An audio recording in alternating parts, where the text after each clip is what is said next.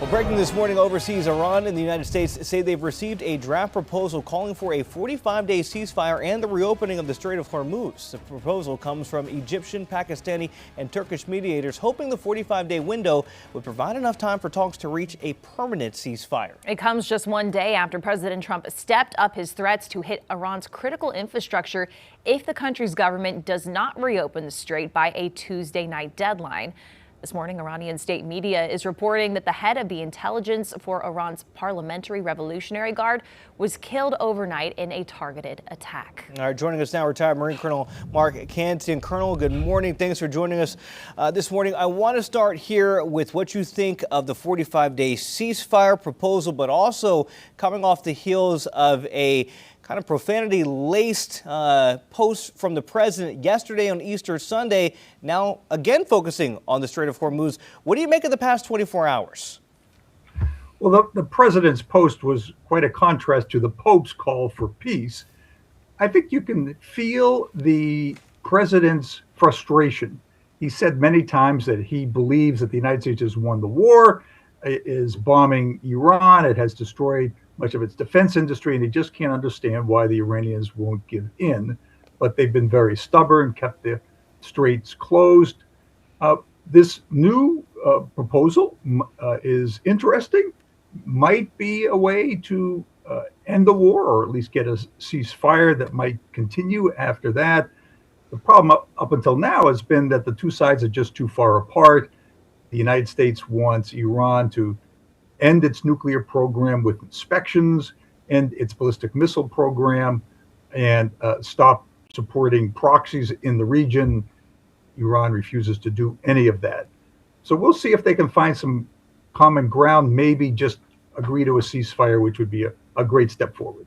And a little bit of hope for all nations involved. So we had just said, Colonel, that the intelligence for Iran's Parliamentary Revolutionary Guard was killed. So when we talk about these high-ranking officials that we're told were killed in attacks, and whether or not that gets confirmed, what impact does that actually have on U.S. and Israeli efforts? Does it matter if there's someone who can just step up and do the same thing that person was doing? Well, it certainly disorganized the Iranian government and forced it to a very decentralized manner of operations, but they were apparently ready for that.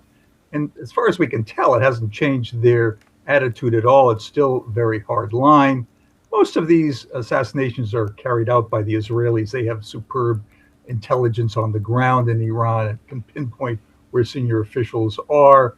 I think their hope is that at some point the government fractures, maybe the army and the Revolutionary Guards break off. Hard to tell. So far, though, that hasn't produced any additional bargaining leverage. Colonel, we have heard several times from the Pentagon, from Secretary of Defense Pete Hegseth, that we have air superiority. And then over the weekend, leading into the weekend, we heard that Iran was able to take down a fighter jet. In fact, we had to go in and rescue one of those pilots there. Is there maybe a disconnect between what Iran's capabilities are actually on the ground in terms of these anti-aircraft and what they actually have? And what do you make of the rescue operation? Well, first, we do have air superiority in the sense that we can fly anywhere in Iran, we can attack any target, but we do not have air monopoly. I think sometimes Secretary Hegseth and the president get carried away with their rhetoric. The fact that we don't have a monopoly, that there are still some capabilities that the Iranians have, means that we'll take casualties. I think that if the war goes on, we'll probably lose more aircraft. They'll also be able to launch missiles. A couple of those will get through. That's the nature of war. This aircraft was probably brought down by a short-range, shoulder-fired missile, which are very hard to track. In terms of the rescue, it was an astonishing operation. It was a major combat operation. Getting the first pilot looked pretty straightforward, sending in the helicopters, grabbing him. We almost certainly knew where he was. They have transponders to tell rescuers where they are. The second one was injured. I don't know the full story, but that was a major operation. Special forces on the ground, helicopters, fixed-wing aircraft landing in the desert. They were able to get him out. It was an operation that really only the United States could pull off. We have the specialized forces, the specialized equipment, and the history of joint operations that allow that. But it was very costly. We had to destroy 2 cargo aircraft on the ground and a bunch of helicopters in addition to an A-10 that was shot down and then the original F-15. So we probably lost $500 million worth of aircraft. Fortunately, we had no fatalities, however, and got everybody out. And everyone, again, so glad that those rescues were able to happen. But we heard from the Pentagon colonel that the CIA was involved in sort of these distraction tactics and, I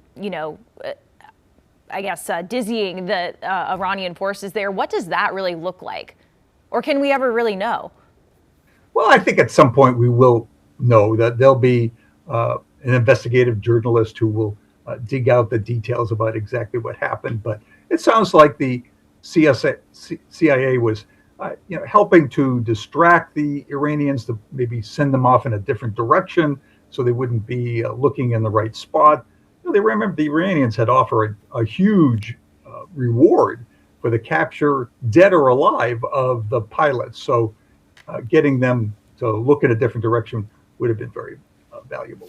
Colonel, you kind of talked about it there, that this may be an opportunity for a ceasefire to actually happen. One of the interesting things, and we're still getting information in, the ceasefire proposal was sent to United States and Iran, but obviously there's a third player in this, and that's Israel. Do you sense that Israel would be willing to come to the table and be involved in a ceasefire? And do you actually think Iran is willing to talk about peace? Because they seem pretty resistant, at least it seems like, to anything that we've said in terms of, okay, agreeing to give up control of the strait. Do you sense that we're actually close to a ceasefire?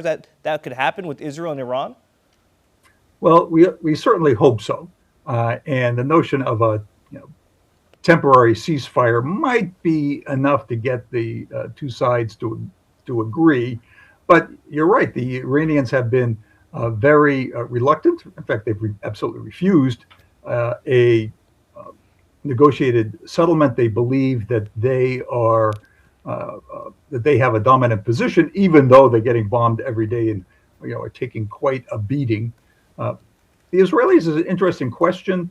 I think ultimately they will agree. They're getting tired also, but the United States might have to put some pressure on them. You have to keep in mind that in the end we have to get maybe 6 parties to agree to this. There's the United States and Israel, of course. There's whoever it is we have been negotiating with. Though it looks like we have intermediaries now, Pakistan, for example. We've got to get the Revolutionary Guards on board, since they control the guns and likely the government. And then the Gulf states will have a say, and the rest of the world will have a say also, because they depend on oil, particularly Europeans and the Japanese. So there are other parties that will need to at least acquiesce to make this work. And Colonel, we're tight on time, but I do want to ask you, if it ends up where we get a negotiated ceasefire here and Iran somehow keeps control of the strait, and maybe they agree to some weakened nuclear agreement there, was it worth it? If you look at this at the end of it, is it worth it if we don't get a regime change, if we don't get control of the strait? Was this worth it? Well, I think people will debate that for quite a time. On the one hand, it's unlikely we will get our most expansive goals, like a permanent end to the nuclear program. On the other hand, we have badly damaged that nuclear program even further, destroyed their ballistic missile program and most of the ballistic missiles, destroyed their Navy, destroyed their Air Force. So the Iranians have been greatly weakened, but not permanently. And it's conceivable that in 5-10 years, if they continue on their current course, we or the Israelis would need to go back. Mm-hmm. All right, retired Colonel Mark Cancian joining us this morning. Thank you so much for your time this morning. Queen City News Plus. Just search Queen City News on your smart TV's app store.